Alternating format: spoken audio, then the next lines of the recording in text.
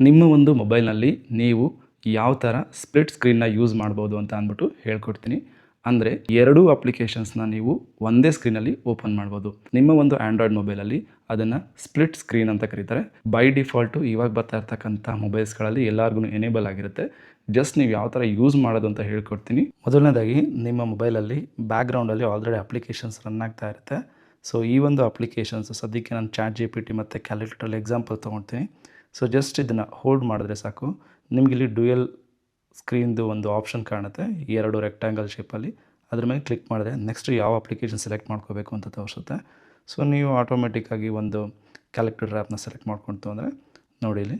So ನಿಮಗೆ ಕೆಳಗಡೆ calculator application open ಆಗಿದೆ. ಸೊ ಮತ್ತೆ ಮೇಲ್ಗಡೆ ಬಂದುಬಿಟ್ಟು ನಿಮಗೆ ChatGPT ಓಪನ್ ಆಗಿದೆ. ಸೊ ಇದೇ ರೀತಿಯಾಗಿ ಬೇರೆ ಬೇರೆ ಅಪ್ಲಿಕೇಶನ್ಸ್ನು ಕೂಡ ನೀವು ಯೂಸ್ ಮಾಡ್ಬೋದು. ಅಂದರೆ ಒಂದೇ ಸ್ಕ್ರೀನಲ್ಲಿ ಎರಡು ಅಪ್ಲಿಕೇಶನ್ಸ್ನ ನೀವು ಇದು ಯೂಸ್ ಮಾಡ್ಬೋದು. ಇದನ್ನು ಸ್ಪ್ಲಿಟ್ ಸ್ಕ್ರೀನ್ ಅಂತ ಹೇಳ್ತಾರೆ. ಸೊ ಕೆಲವೊಂದು ಅಪ್ಲಿಕೇಶನ್ಸು ಸಪೋರ್ಟ್ ಆಗೋದಿಲ್ಲ. ಯಾಕೆ ಅಂತಂದರೆ ಅದು ಬಂದ್ಬಿಟ್ಟು ಪ್ರೈವಸಿ ಮತ್ತು ರೆಸ್ಟ್ರಿಕ್ಷನ್ ಇರುತ್ತೆ ಬಿಲ್ಟಿನ್ನಲ್ಲೇ.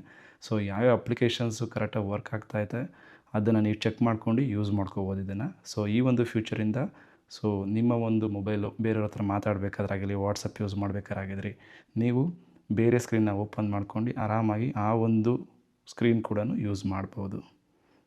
ಈ ಒಂದು ಇನ್ಫಾರ್ಮೇಷನ್ ನಿಮಗೆ ಇಷ್ಟ ಆಯಿತು ಅಂತ ಅನ್ಕೋತೀನಿ. ಸೊ ಇದೇ ರೀತಿಯಾಗಿರ್ತಕ್ಕಂಥ ಟೆಕ್ನಿಕಲ್ ಇನ್ಫಾರ್ಮೇಷನ್ಗೆ ನನ್ನ ಒಂದು ಪೇಜ್ನ ಫಾಲೋ ಮಾಡ್ಕೊಳ್ಳಿ.